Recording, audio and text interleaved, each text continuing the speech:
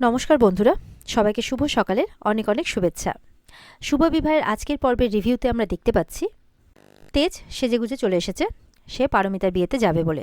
এদিকে ঠাম্মি বলছে যে অফিসের ব্যাপারটা নিয়ে আলোচনা করছে আর কি। তারপরে হঠাৎ নজর পড়ে ঠাম্মির যে কী ব্যাপার, তুমি এত সাজগোজ করে কোথায়?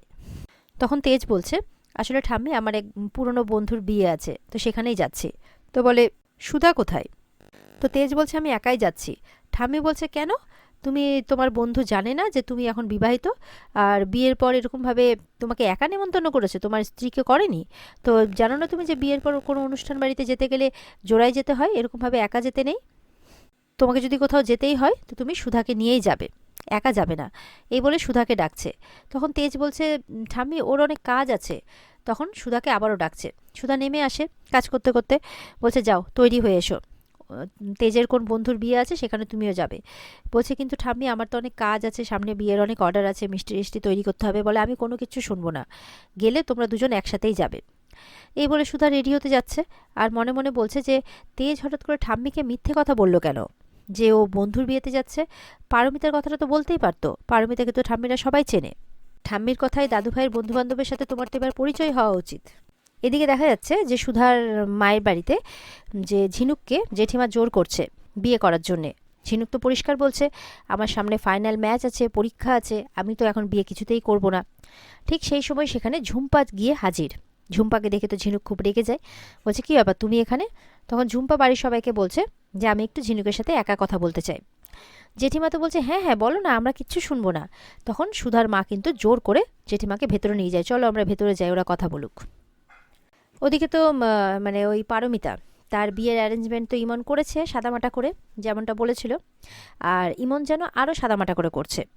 বলছে যে তার মানে তার যে সঙ্গে থাকে মেয়েটা যে সুজি, সে বলছে যে বাইরেটা লিলি আর গোলাপ দিয়ে সাজিয়ে দিই। বলছে শোনো, যত গুড় ঢালবে না তত মিষ্টি হবে, ঠিক আছে? নর্মাল গাঁদা ফুল দিয়ে সাজাও, আর তাও আবার খুব বেশি নয়, একদম অল্প।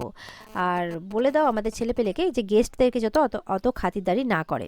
আর আরেকজন ওয়েটারকে বলছে যে এই জিনিসটা এমনভাবে খাও যাতে পেটটা এমন ভরে যায় যে পরের খাবার খেতেই না চায়, একদম চিপভাবে জিনিসপত্র দেওয়া দেওয়ি করো। এইভাবে ইমন সবাইকে বুঝিয়ে দিচ্ছে। এবার তো আশীর্বাদ হবে। তখন তো ছেলের বাড়ির লোক বলছে এ কি আশীর্বাদ শুরু হবে, মিষ্টি কোথায়? তখন ইমন বলছে না, আসলে আমাদের এখানে মিষ্টির ব্যবস্থা করা হয়নি। তখন পারমিতা বলছে সে কি, তুমি মিষ্টির ব্যবস্থা করোনি? বলে না, আসলে আমাদের এখানে না ওই ওল্ড ফ্যাশন মিষ্টির ব্যবস্থা করা হয় না, তার পরিবর্তে পেস্ট্রি আরও অন্যান্য খাবার রয়েছে। তখন তো ছেলের মা ছেলের বাড়ির লোক রেগে যায় যে এটা কেমন অ্যারেঞ্জমেন্ট হয়েছে। তখন কিন্তু দেখা যাচ্ছে হঠাৎ করে সেখানে তেজ চলে আসে, বলে আর কোনো চিন্তা নেই, মিষ্টি এসে গেছে। সঙ্গে সুধাও আসে।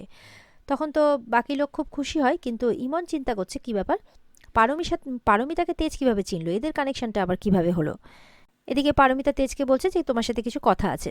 তখন তো ছেলেটি বলছে হ্যাঁ হ্যাঁ যাও কথা বলো, সম্ভবত পারমিতার হাজব্যান্ড উড বি হাজব্যান্ড।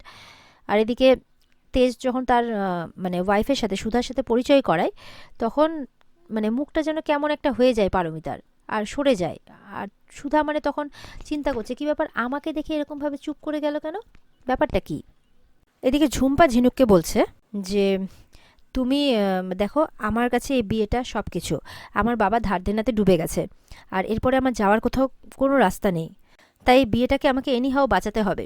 তখন ঝিনুক বলছে তাতে আমি কি করতে পারি, তুমি আমার কাছে কেন এসছো? বলছে তুমিই তো পারো। ঝিনুক বলছে আমি তো সমুদ্রের লাইফ থেকেও চলে এসেছি আর ওই বাড়ি থেকেও চলে এসেছি, এরপর তো যা করার তোমাকেই করে নিতে হবে। তখন ঝিনুক বলছে তোমাকে ওকে বোঝাতে হবে যে তোমার মনে ওর প্রতি কিচ্ছু নেই, তাহলে তোমাকে যদি ছেড়ে দেয় তাহলে ও আমার কাছে আসবে, বাকি তো আমি ওকে আমার ভালোবাসা দিয়ে ভুলিয়ে রাখবো। ঠিক সেই সময় জেঠিমা চলে আসে আবার শুনতে শুনতে, বলে হ্যাঁ হ্যাঁ একদম তুমি ঠিক বলেছো, ঠিক বলেছো, তার জন্য তোকে বিয়েটা করে নে। ঝুম্পা বলছে হ্যাঁ, তুমি যদি বিয়েটা করো তাহলেই এটাই হবে মোক্ষম জবাব, আর ওদিকে সমুদ্র তাহলে আমার কাছে ফিরে আসবে। এবার কিন্তু ঝিনুক চিন্তায় পড়ে যায়, ঝিনুকের মাথাটা এবার ঝুম্পা আর জেঠিমা মিলে বিগড়াচ্ছে। ওদিকে তো তেজরা বিয়ে বাড়িতে গেছে, গিয়ে তো সুধার সাথে আর তেজের সাথে এবার পারমিতা তার হাজব্যান্ডের পরিচয় করিয়ে দিচ্ছে। তো সুধাও বলছে পরিচয় হয়ে খুব ভালো লাগলো, আর আপনি তো আমাদেরই কোম্পানিতে। যখনই বলতে যাবে তখনই তেজ ব্যাপারটাকে কাটিয়ে দেয়, বলে এই যে আশীর্বাদের মিষ্টিগুলো রেখে দাও, যাতে সুধা সেই কথাটাই না তোলে। সুধা অবাক হয়। তো এরপরে কথা বলতে বলতে পারমিতার মা হঠাৎ করে পারমিতাকে সাইডে ডেকে নিয়ে যাচ্ছে। পারমিতার মা বলছেন যাদের জন্য তো জীবনটা নষ্ট হতে যাচ্ছিল তুই তাদের সাথে যোগাযোগ রেখেছিস, আজকের পর থেকে তুই খবরদার তাদের সাথে কোনো কানেকশন রাখবি না। এই বলে কিন্তু চলে যায় পারমিতার মা। এদিকে তেজ সুধাকে বলছে যে আমাদের কোম্পানিতে কাজ করার কথাটা তুমি এখানে ভুলে উচ্চারণ করো না, আর কোনো রকম কথা এখানে উচ্চারণ করো না, আমার উপরে ভরসা রাখো, তুমি সব পরে জানতে পারবে। বলছে আমি গিফটসটা দিয়ে আসছি। এরপরে গিফটটা দিয়ে দিতে চলে যায় আর কি তেজ পারমিতাদেরকে। আর ওদিকে সুধা মনে মনে ভাবছে যে কিছু তো একটা ব্যাপার আছে যেটা আমি জানি না, কি সেই রহস্য, মানে এরকমভাবে মনে মনে ভাবছে আর কি। তখন সুধার এক পুরনো বান্ধবীর সাথে দেখা হয়ে যায়। সেই বান্ধবীর পাড়াতেই নাকি পারমিতার বাড়ি। তো এবার বলছে তোদের সাথে কি করে আলাপ হলো পারমিতার, সেটা জিজ্ঞাসা করছে সুধাকে। সুধা তখন চুপ করে আছে যে কি বলবে, অফিসের কানেকশনটাও তো বলতে পারবে না। আর এদিকে তো ঝিনুককে বিয়ের জন্য প্রেশার দিচ্ছে। তখন ওদিকে ঝিনুকের মা চলে আসে। ঝিনুক বলছে মা তুমি এই শরীরে বাইরে কেন এলে? বলছে আমার কিচ্ছু হবে না। ঝুম্পাকে বলছে যে আমার মেয়ের জন্য তোমার সংসার ভাঙবে না, তুমি চিন্তা করো না, সেই শিক্ষা আমি আমার মেয়েকে দেইনি।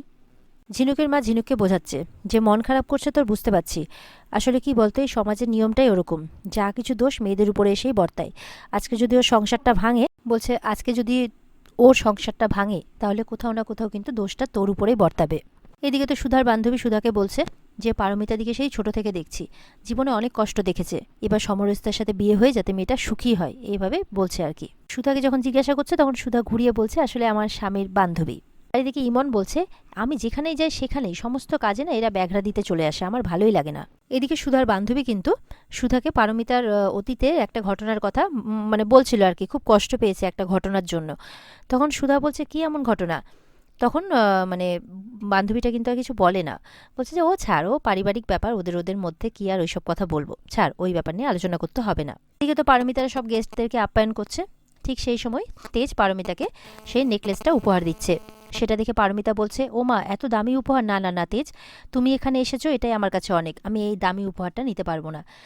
তখন তেজ বলছে এটা তুমি না করতে পারবে না, এটা আমি তোমার জন্যই বানিয়েছি। তখন জোর করে পারমিতাকে সেই উপহারটা দিচ্ছে।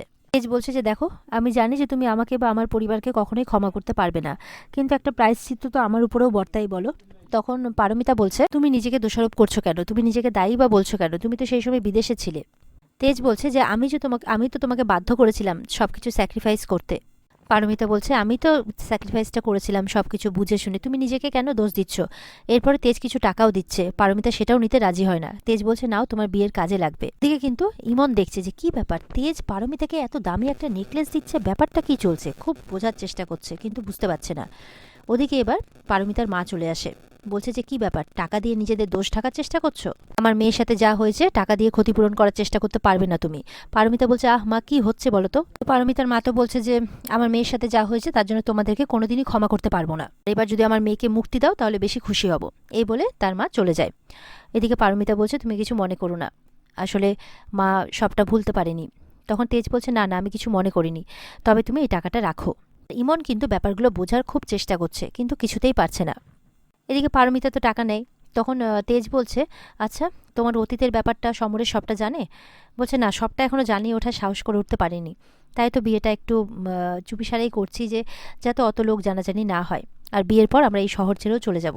তবে তোমার সাথে যোগাযোগ রাখবো, তুমি চিন্তা করো না, তুমি তো আমার ভবিষ্যৎটাকে সুন্দর করবে। তেজ বলছে এই বন্ধু তোমার সাথে সবসময় থাকবে, তুমি কিছু ভেবো না। ওদিকে ইমন বলছে কি এমন কথা বলছে দুজনে, কি এমন প্রাইভেট কথা। আর ওদিকে সুধাও কিন্তু ভাবছে যে এত কি এমন কথা বলছে তেজ পারমিতার সাথে। সুধাও খুব ভাবছে ব্যাপারটা। আর এখানে আজকের পর্ব শেষ হয়ে যায়। তো বন্ধুরা এই ছিল আজকের পর্বের রিভিউ। ভালো লেগে থাকলে অবশ্যই পর্বকে লাইক কমেন্ট আর আমাদের সাথে জুড়ে থাকতে আমাদের চ্যানেলকে সাবস্ক্রাইব করতে ভুলবে না। পর্বের বিস্তারিত দেখতে স্টার জলসার পর্দায় চোখ রাখবে। তাহলে দেখা হচ্ছে আগামীকালকে। সবাই ভালো থাকবে, টাটা।